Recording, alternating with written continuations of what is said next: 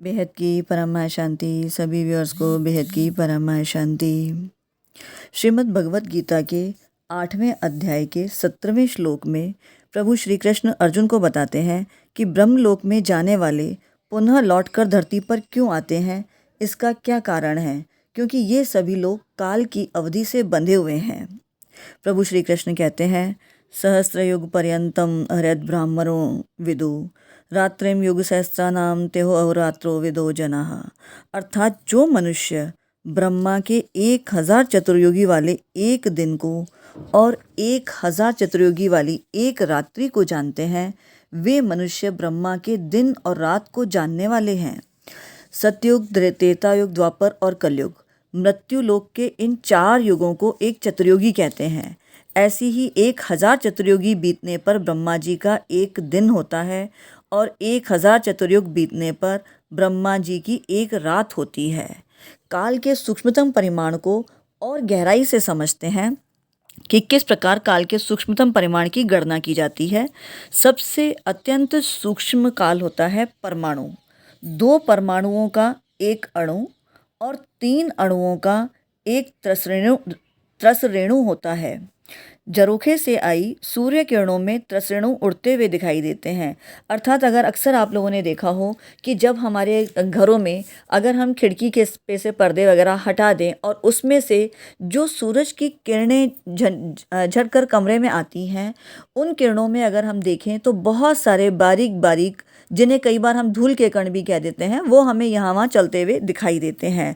उन्हीं को ही यहाँ त्रसरेणु के नाम से संबोधित किया गया है और ये बताया गया है कि किस प्रकार से सूर्य की किरणों में जो हमें दिखाई देते हैं वो त्रसरेणु होते हैं। अर्थात 3 अणुओं का एक जो मिलकर बनता है, तो उसके हिसाब से अगर हम देखें तो एक परमाणु कितना सूक्ष्मतम होगा, क्योंकि एक अणु में ही 2 परमाणु हैं और 3 अणु यानी 6 परमाणु का मिलके एक त्रसरेणु मिलता है, और वो भी बहुत मुश्किल से ही हमें सूर्य की किरणों में धूल के कणों के रूप में दिखाई देता है और बहुत ही सूक्ष्म होता है यह। आगे बताते हैं कि ऐसे ही 3 त्रसरेणुओं को पार करने में सूर्य को जितना समय लगता है उसे त्रुटि कहते हैं। 100 त्रुटियों का एक वेद, 3 वेदों का एक लव, 3 लवों का एक निमेष और 3 निमेषों का एक क्षण होता है। 5 क्षणों की एक काष्ठा, 15 काष्ठाओं का एक लघु, 15 लघुओं की एक नाड़िका, 6 नाड़िकाओं का एक प्रहर और 8 प्रहरों का एक दिन रात होता है। ये पृथ्वी लोक पे जो दिन रात होता है 8 प्रहर का, जिसको हम अक्सर बात करते हैं, उसके सूक्ष्मतम काल की गणना बताई गई है कि जो हमारा एक दिन रात है, इसका सूक्ष्म से सूक्ष्म काल क्या होता है, वो एक परमाणु, और परमाणु से लेके किस प्रकार से 8 प्रहर का एक दिन रात बनता है। अब इसके आगे 15 दिन रातों का एक पक्ष होता है और 2 पक्षों का एक मास होता है। अक्सर हम लोगों ने देखा है कि हम कृष्ण पक्ष और शुक्ल पक्ष, हर महीने के अंदर ये 2 पक्ष होते हैं 15-15 दिन के। एक में अमावस आती है कृष्ण पक्ष में और शुक्ल पक्ष में पूर्णिमा आती है। तो वही यहाँ बताया हुआ है कि 15 दिन रातों का एक पक्ष और 2 पक्षों का एक मास होता है। 6 मासों का एक अयन और 2 अयनों का एक वर्ष होता है। अर्थात एक वर्ष के अंदर पृथ्वी लोक के 2 अयन होते हैं 6-6 महीने के। इस प्रकार मनुष्यों के एक वर्ष के समान देवताओं की भी एक दिन और रात होती है।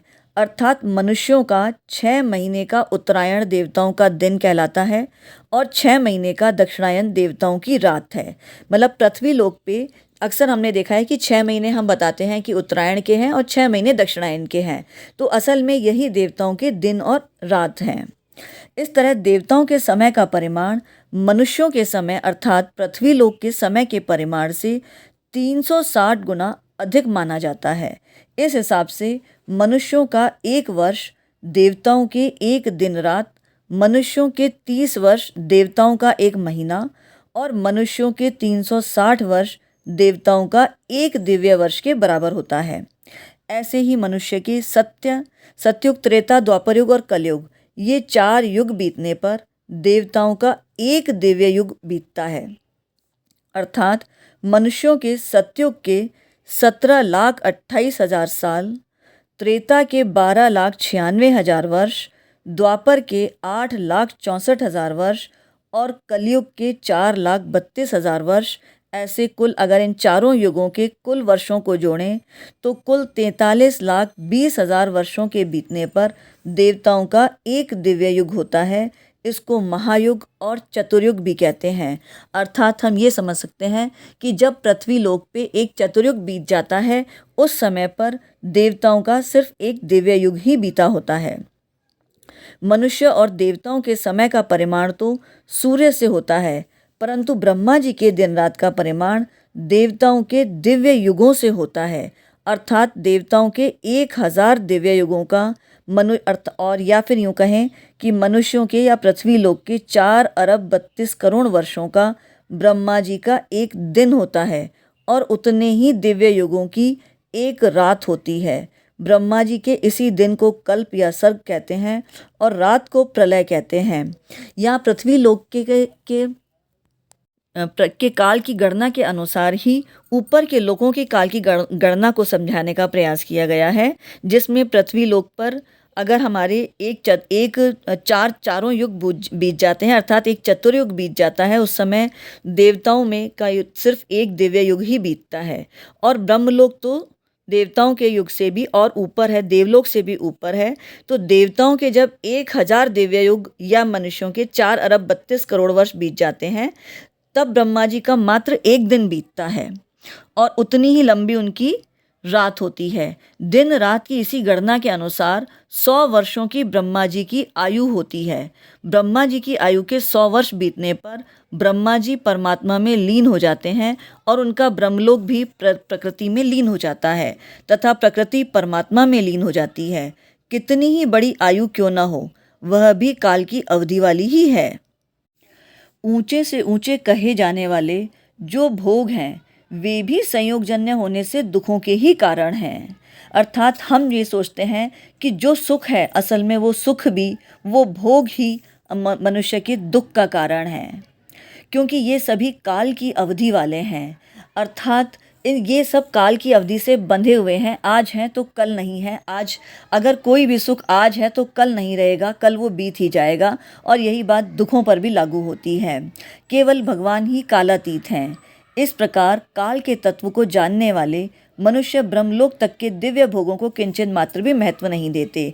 अर्थात ऐसे जो मनुष्य होते हैं जो ये जानते हैं कि अगर सुख आज नहीं रहने वाला है तो दुख भी आज नहीं रहने वाला है। हर भोग, हर सुख काल की अवधि से बंधा हुआ है और ब्रह्मलोक भी कालातीत नहीं है, ब्रह्मलोक भी काल की अवधि से बंधा हुआ है। इसीलिए जो मनुष्य ये जान लेते हैं वो ब्रह्मलोक के दिव्य भोगों को भी बिल्कुल भी महत्व नहीं देते, क्योंकि उनका लक्ष्य तो परमात्मा प्राप्ति होता है। परमात्मा जो कि कालातीत है, काल से परे है, काल जिसे बांध नहीं सकता, तो वह उस परमात्मा का लक्ष्य रखने वाले किसी भी प्रकार के भोग से विचलित नहीं होते। आगे भगवान श्रीमद् भगवद गीता के ही 8वें अध्याय के 18वें श्लोक में कहते हैं, अव्यक्तादव्यक्तयः सर्वाः प्रभवन्ते रागमहे रात्रियागमे प्रलीयन्ते तत्रैवाव्यक्त संचके। अर्थात ब्रह्मा के दिन के आरंभ में अव्यक्त ब्रह्मा के सूक्ष्म शरीर से संपूर्ण शरीर पैदा होते हैं और ब्रह्मा की रात के आरंभ काल में उस अव्यक्त नाम वाले ब्रह्मा के सूक्ष्म शरीर में ही संपूर्ण शरीर लीन हो जाते हैं। जैसे जीवकृत सृष्टि अर्थात मैं और मेरापन को लेकर जीव की जो सृष्टि है, जीव के नींद से जागने पर वह सृष्टि जीव से ही पैदा होती है और नींद के आ जाने पर वह सृष्टि जीव में ही लीन हो जाती है। इसको हम इस प्रकार भी समझ सकते हैं, जैसे कि अगर मनुष्य या जीव जब भी निद्रावस्था में होता है और कई बार मनुष्य स्वप्न देखता है, स्वप्न के अंदर कई बार मनुष्य इस प्रकार का जीवंत स्वप्न भी देखते हैं कि उन्हें ऐसा लगता है कि उस स्वप्न को वो जी रहे होते हैं और वास्तविकता उनके सामने ही होती है।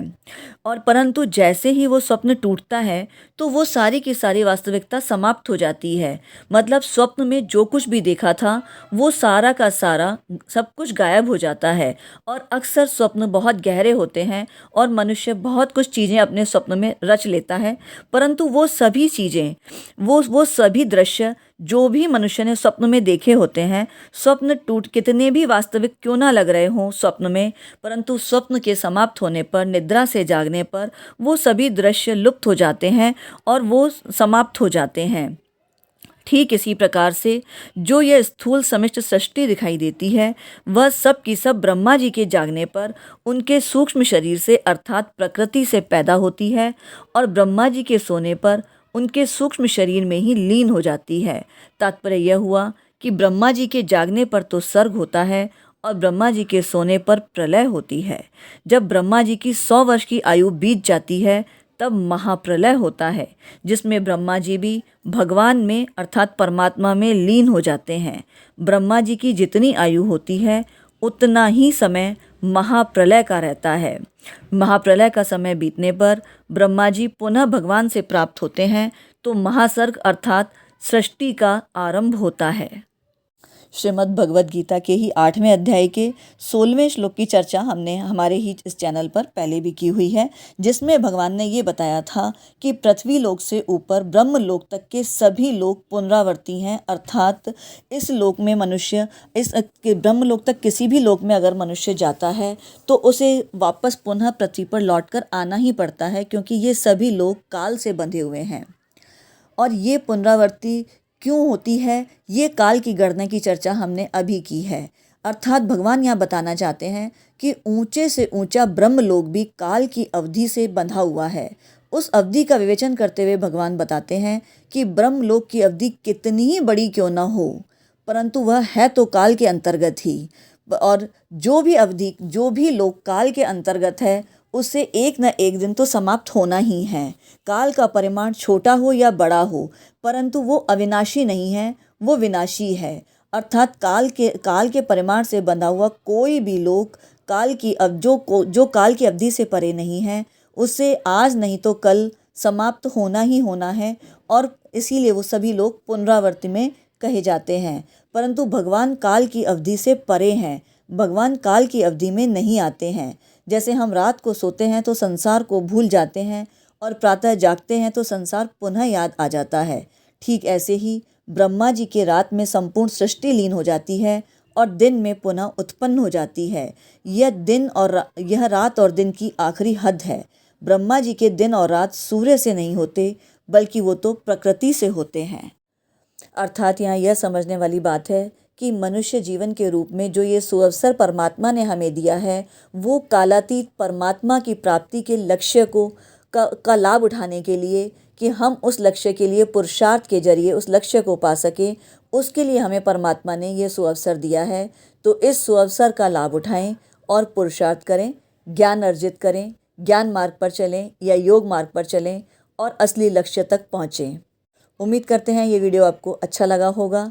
इसी प्रकार की ज्ञानवर्धक जानकारी के लिए हमारे चैनल पर बने रहें और इसे और भी लोगों से शेयर करें, ताकि सभी लोगों को आत्म जागृति के लिए एक उत्साह मिल सके। वीडियो को पूरा देखने के लिए सभी व्यूअर्स को बेहद का परम धन्यवाद। बेहद की परम महाशांति।